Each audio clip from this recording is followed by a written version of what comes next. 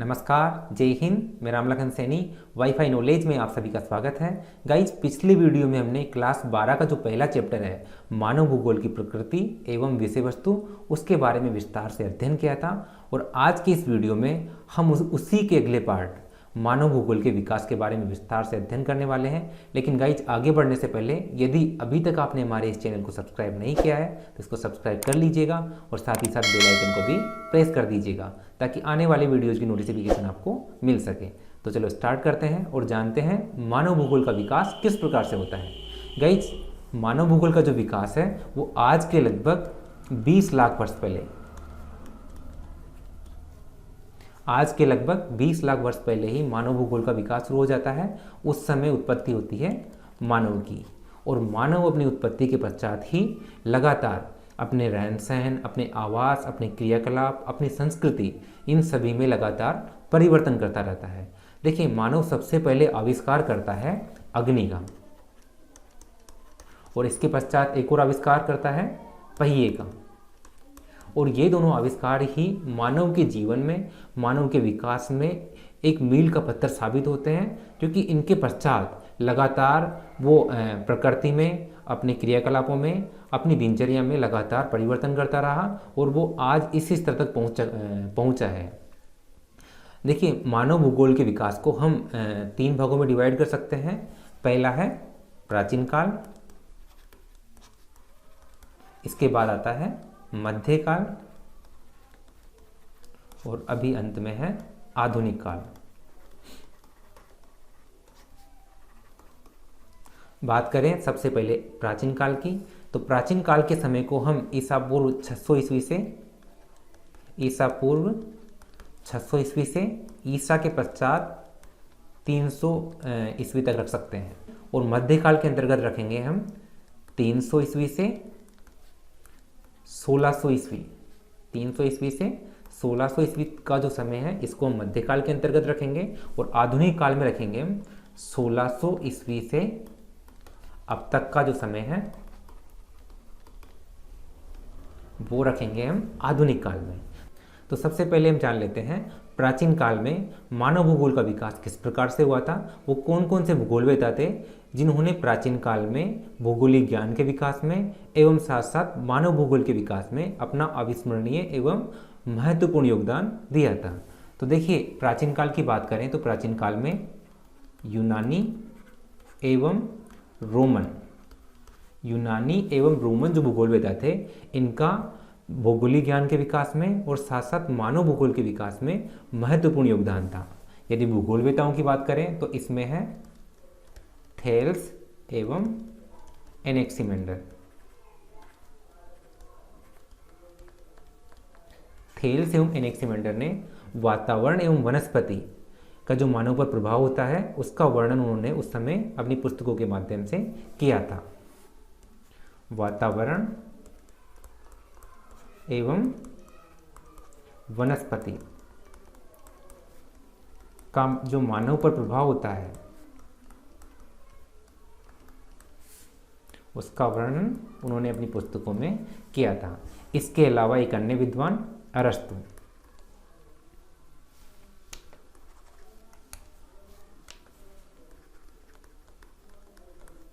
देखिए, अरस्तु भी एक महत्वपूर्ण यूनानी भूगोलवेता थे। उन्होंने उस समय ठंडे प्रदेश के निवासियों और गर्म प्रदेश के निवासियों के मध्य एक तुलनात्मक अध्ययन किया था कि वातावरण पर ठंडे प्रदेश के निवासियों का क्या इफेक्ट होता है और गर्म प्रदेश के निवासियों पर क्या इफेक्ट होता है। उन्होंने बताया कि ठंडे प्रदेश के जो निवासी हैं, ठंडे प्रदेशों के निवासी जो होते हैं वो बहादुर होते हैं, लेकिन क्या होता है, चिंतन में कमजोर होते हैं।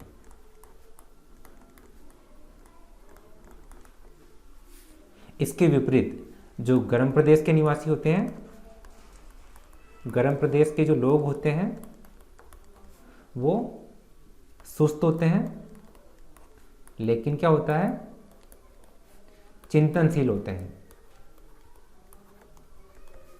गर्म प्रदेश के जो लोग होते हैं वो सुस्त होते हैं लेकिन चिंतनशील होते हैं। इसके विपरीत ठंडे प्रदेश के जो निवासी हैं वो बहादुर होते हैं लेकिन चिंतन में कमजोर होते हैं। इसी प्रकार एक अन्य विद्वान हिप्पोक्रेट्स ने, ये भी एक यूनानी भूगोलवेता थे, इन्होंने भी वनस्पति एवं जो जलवायु है उसका मानव पर जो प्रभाव होता है उसका वर्णन अपनी पुस्तकों में किया था। इन्होंने उस समय जो एशिया के लोग हैं एवं जो यूरोप के लोग हैं उनका तुलनात्मक अध्ययन किया था और इन्होंने बताया कि जल, स्थल एवं वायु का जो मानव पर प्रभाव होता है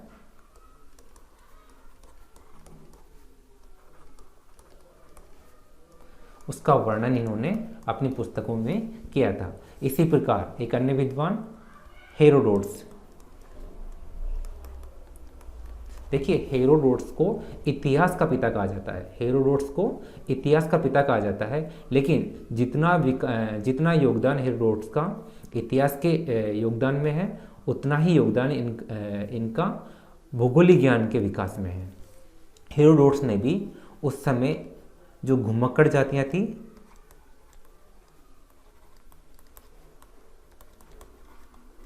एवं जो स्थायी कृषक जातियां थी,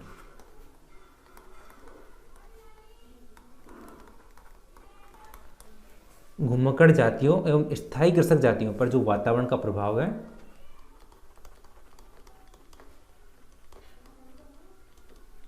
घुमक्कड़ जातियों एवं स्थायी कृषक जातियों पर जो वातावरण का प्रभाव है उसका वर्णन इन्होंने किया था। इसके बाद प्राचीन कालीन भूगोलवेताओं में एक और नाम आता है, वो नाम है स्ट्रेबो। देखिए स्ट्रेबो जो है वो एक रोमन कालीन भूगोलवेता थे, जबकि इनसे पूर्व के जितने भी भूगोलवेता हैं जैसे कि थेल्स, एनेक्सिमेंडर, अरस्तु, हिप्पोक्रेट्स और हेरोडोट्स, ये सभी यूनानी भूगोलवेताओं के नाम हैं, जबकि स्ट्रेबो जो है वो एक रोमन कालीन भूगोलवेता थे।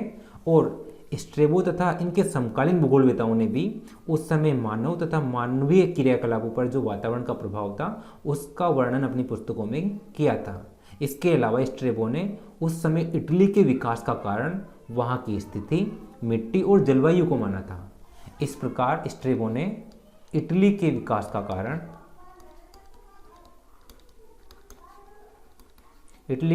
का कारण वहाँ की जलवायु,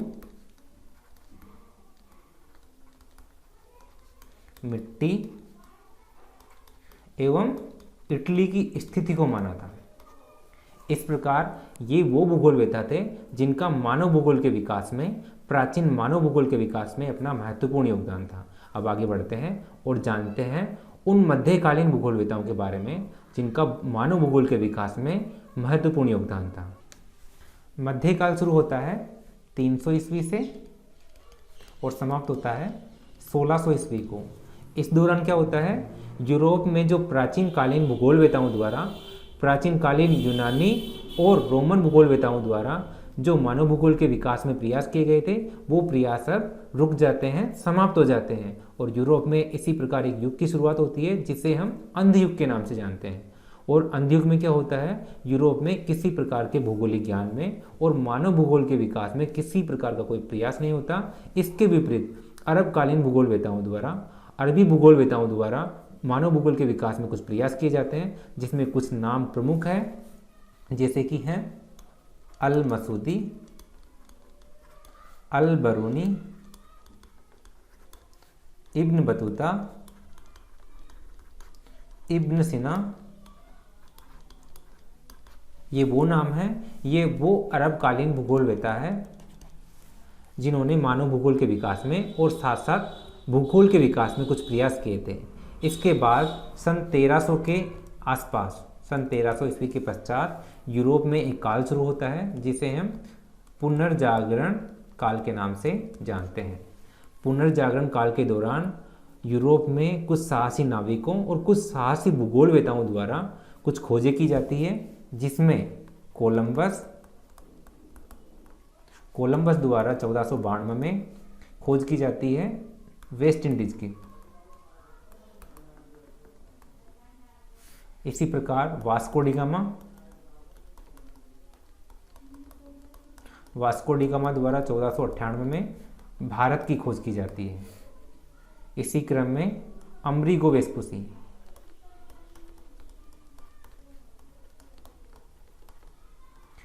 वेस्पुसी द्वारा 1500 में दक्षिणी अमेरिका की खोज की जाती है। और इसी क्रम में कैप्टन कुक द्वारा खोज की जाती है ऑस्ट्रेलिया की।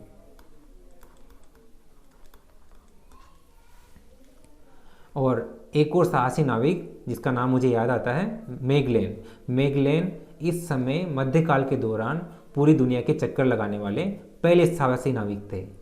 इस प्रकार मध्यकाल जो है वो भौगोलिक अन्वेषणों और महाद्वीपों और कुछ प्रमुख देशों की खोजों के लिए जाना जाता है। अब जान लेते हैं आधुनिक काल में मानव भूगोल का विकास कौन कौन से भूगोलवेताओं द्वारा किया गया था। तो देखिए, बात करें यदि आधुनिक काल की, तो आधुनिक काल में सबसे पहले सर्वप्रथम जो भूगोलवेताओं का नाम आता है वो है जर्मन भूगोलवेता।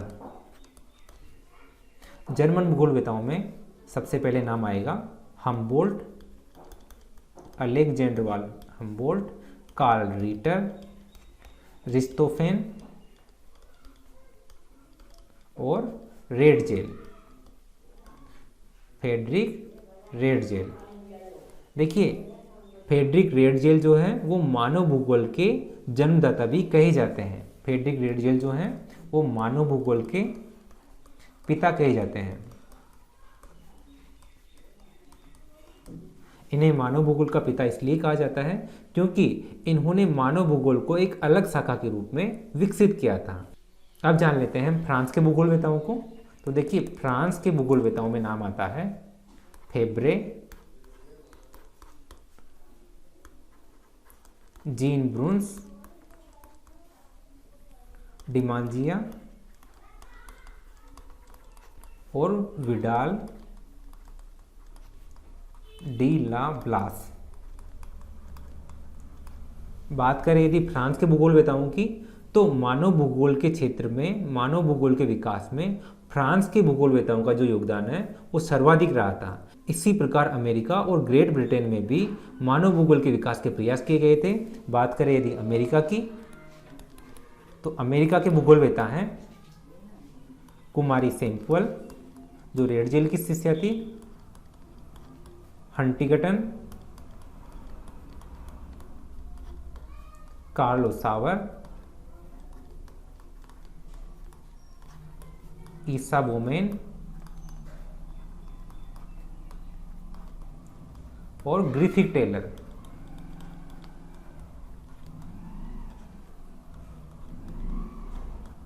इसी प्रकार बात करें यदि ग्रेट ब्रिटेन की, तो ग्रेट ब्रिटेन से हैं फ्लूअर, मैकिंडर और रॉक्सबी। अमेरिका से है कुमारी सैमुअल, हंटिंगटन, कार्लो सावर, ईसा बोमेन और ग्रिफिथ टेलर। इसी प्रकार ग्रेट ब्रिटेन से हैं फ्लूअर, मैकिंडर और रॉक्सबी। इस प्रकार ये वो भूगोलवेता हैं जिन्होंने आधुनिक काल में मानव भूगोल के विकास में अपना महत्वपूर्ण योगदान दिया था। और अंत में अब हम जान लेते हैं मानव भूगोल की कुछ विचारधाराओं को। तो देखिए, मानव भूगोल में मुख्य रूप से 3 विचारधाराएं प्रमुख हैं, जिसमें पहली है नियतिवादी विचारधारा, दूसरी है संभववादी विचारधारा और तीसरी है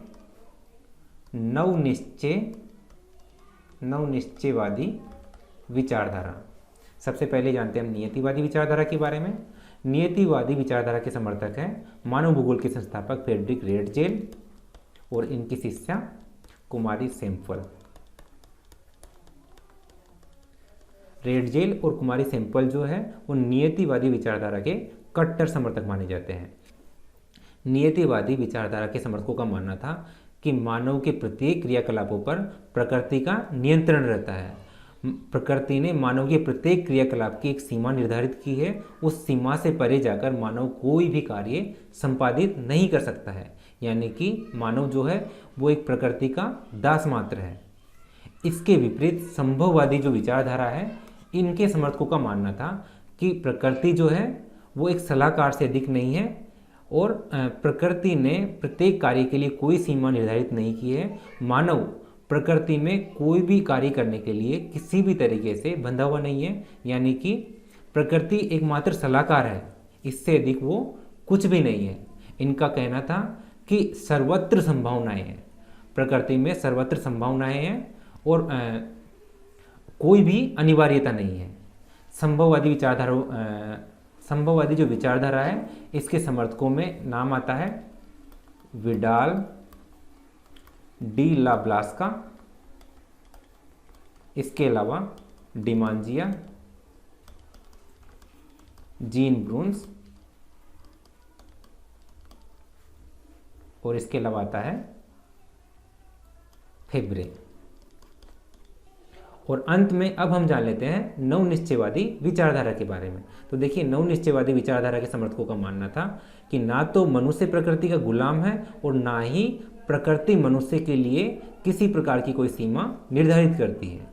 लेकिन यदि मनुष्य एक बुद्धिमान प्राणी है तो उसे प्रकृति के साथ सहयोग करना चाहिए और प्रकृति के साथ सहयोग करते हुए ही प्रत्येक कार्य को संपादित करना चाहिए और उसी के फलस्वरूप मानव कल्याण संभव है। नवनिश्चयवादी विचारधारा के समर्थकों में प्रमुख नाम आता है ग्रिफिथ टेलर का। ये अमेरिका के प्रसिद्ध भूगोलवेत्ता हैं ग्रिफिथ टेलर। और नवनिश्चयवादी जो विचारधारा है इसको इन्होंने रुको और